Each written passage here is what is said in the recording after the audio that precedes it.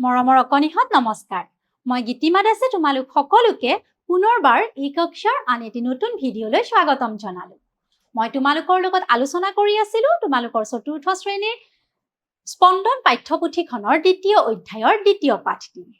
দ্বিতীয় পাঠটিৰ নাম আছিল জুই আৰু পানীৰ আখ্যান।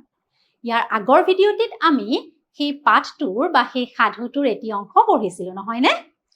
তাত আমি কি পাইছিলোঁ যে জুই আৰু পানীৰ মাজত নিজৰ অহংকাৰক লৈ যুঁজ লাগিছিল আৰু গোটেইবোৰ পানীত বুৰ গৈছিল। মানুহবোৰৰ চিন্তা হৈছিল আৰু তেওঁলোকে তেতিয়া কি কৰিছিলে, জুই আৰু পানীৰ মাজত এটা পৰীক্ষা পতাৰ সিদ্ধান্ত লৈছিল, হয়নে নহয়? আহাচোন তাৰ পিছত কি হ'ল আমি এতিয়া চাওঁ। ৰাইজে আদেশৰ সুৰত ক'লে। যেতিয়া জুই আৰু পানীৰ মাজত এটা পৰীক্ষা পতাৰ সিদ্ধান্ত ল'লে তেতিয়া ৰাইজে ক'লে, জুই তুমি পাহাৰৰ তলত দপদপকৈ জ্বলি থাকা। ৰাইজে জুইক কি কৈছিলে? পাহাৰৰ তলত দপদপকৈ জ্বলি থাকিবলৈ কৈছিল। পানী তুমি পাহাৰৰ ওপৰলৈ যোৱা আৰু পানীক পাহাৰৰ ওপৰলৈ যাব কৈছিল। আমি সংকেত দিয়াৰ লগে লগে তুমি তললৈ হুহুৱাই নামি আহিবা। যেতিয়া আমি এটা সংকেত দিম তেতিয়া তুমি পাহাৰৰ পৰা তললৈ হুহুৱাই নামি আহিবা। যদি তুমি জুইক শান্ত কৰিব পাৰা তেন্তে তোমাকেই শক্তিশালী বুলি মানিম। আৰু যেতিয়া তুমি পাহাৰৰ পৰা তললৈ নামি আহিবা আৰু নামি আহি যদি তুমি দপদপকৈ জ্বলি থকা জুইক শান্ত কৰিব পাৰা তেতিয়া আমি তোমাক শক্তিশালী বুলি মানিম। আৰু যদিহে জুয়ে তোমাক উতলাব পাৰে তেন্তে জুইকেই শক্তিশালী বুলি কম। আৰু যদি জুয়ে তোমাক উতলাই দিব পাৰে তেনেহ'লে জুইক আমি শক্তিশালী বুলি কম। তাৰপিছত চোৱা কি হ'ল, কথামতেই কাম। পাহাৰৰ নামনিত জুই দপদপকৈ জ্বলি উঠিল। পাহাৰৰ তলত জুই দপদপকৈ জ্বলি উঠিল। তাৰ ৰঙা শিখাবোৰে আকাশ চুলে। আৰু জুইৰ যিবিলাক ৰঙা শিখা ওপৰলৈ উঠি উঠি গ'ল সেইবোৰে পাহাৰ চুওঁ চুওঁ কৰিলে। পানীয়ে পাহাৰৰ ওপৰত থুপ খাই ৰাইজৰ সংকেতলৈ বাট চাই ৰ'ল। আৰু পানীয়ে পাহাৰৰ ওপৰত থুপ খাই থাকি ৰাইজে সংকেত দিয়ালৈ মানে মাত দিয়ালৈ বাট চাই ৰ'ল। তাৰপিছত কি আছে চোৱা। সময়ত সভাসদে পানীক জুইৰ ওপৰেদি বৈ যাবলৈ ক'লে। আৰু সময়ত সভাসদে মানে সেই সভাৰ লোকসকলে পানীক জুইৰ ওপৰেৰে বৈ যাবলৈ ক'লে। ফেনে ফুটুকাৰে পানী নামি আহিল। আৰু তেতিয়া পানী কি হ'ল, ফেনে ফুটুকাৰে পাহাৰৰ পৰা ইয়াত দেখিছা নহয় তললৈ নামি আহিল।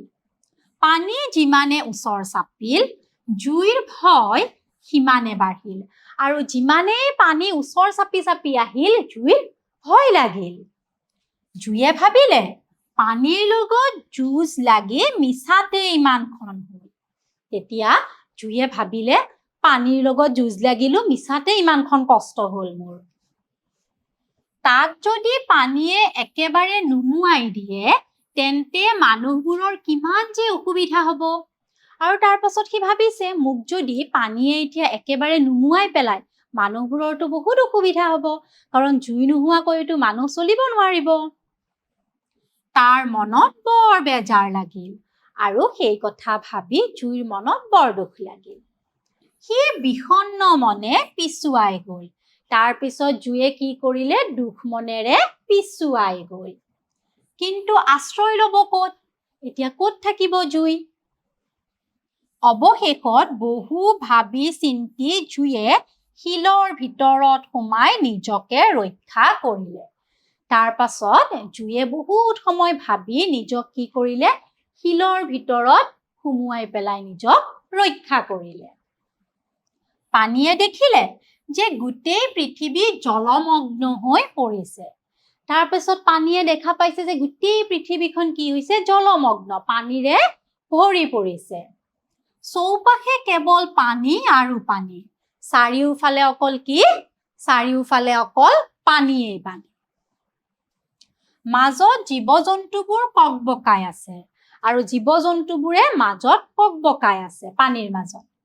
পানীয়ে নিজৰ ময়বৰ ভাৱৰ ফলত সৃষ্টি হোৱা ভয়ানক দুৰ্যোগ দেখিলে আৰু পানীয়ে নিজকে যে ডাঙৰ বুলি ভাবিলে তাৰ ফলত কিমান অসুবিধা হ'ল সেয়া দেখা পালে নিজৰ ভুল বুজিব পাৰি সি অনুতপ্ত হ'ল আৰু সি নিজৰ ভুলটো বুজি পালে আৰু সি অনুভৱ কৰিলে যে সি এটা ভুল কথা ভাবি আছিল সি সভাসদক কথা দিলে যে জুইৰ সৈতে আৰু কেতিয়াও কাজিয়া নকৰে আৰু সি তেতিয়া সভাসদক সভাত উপস্থিত লোকসকলক কথা দিলে যে জুইৰ সৈতে আৰু সি কেতিয়াও কাজিয়া নকৰে জুয়েও শিলৰ পৰা ওলাই আহি শপত খাই ক'লে আজিৰ পৰা আমি কেতিয়াও কাজিয়া নকৰো আৰু জুয়েও শিলৰ পৰা ওলাই আহি শপত খাই ক'লে যে আমি আজিৰ পৰা আৰু কাজিয়া নকৰো বুজিব পাৰিলা নহয় এইখিনিলৈ এতিয়া চোৱাচোন ইয়াতে কি কৈছে ৰাইজে জুইক ক'ত থাকিবলৈ কৈছিল ক'ত থাকিবলৈ কৈছিলে ৰাইজে জুইক পাহাৰৰ তলত থাকিবলৈ কৈছিল জুয়ে শেষত ক'ত আশ্ৰয় লৈছিলে জুয়ে শেষত শিলৰ ভিতৰত আশ্ৰয় লৈছিল তাৰ পাছত এতিয়া সুধিছে এই গল্পৰ মূল শিক্ষা কি আমি যে সাধুটো পঢ়িলো তাৰ মূল কথাটো কি বাৰু মূল আমি কি শিক্ষা পালো ইয়াতে কি আছে চোৱা অহংকাৰ আৰু কাজিয়াই ক্ষতি আনে কেৱল শক্তিশালী হ'ব লাগে খং কৰা ভাল যুঁজ কৰি জয়ী হ'ব লাগে এই গল্পটোৰ মূল শিক্ষা কি আছিলে যেতিয়া জুই আৰু পানীয়ে কাজিয়া কৰিলে নিজৰ অহংকাৰৰ বাবে তেওঁলোকে কি কৰিলে কাজিয়া কৰিলে তেওঁলোকৰ মাজত তাৰ ফলত কি হ'ল বহুত বিপদ বিঘিনি হ'ল হয় না নহয় বাৰু তাৰ মানে এই গল্পটোৰ মূল শিক্ষা আমি কি পাইছো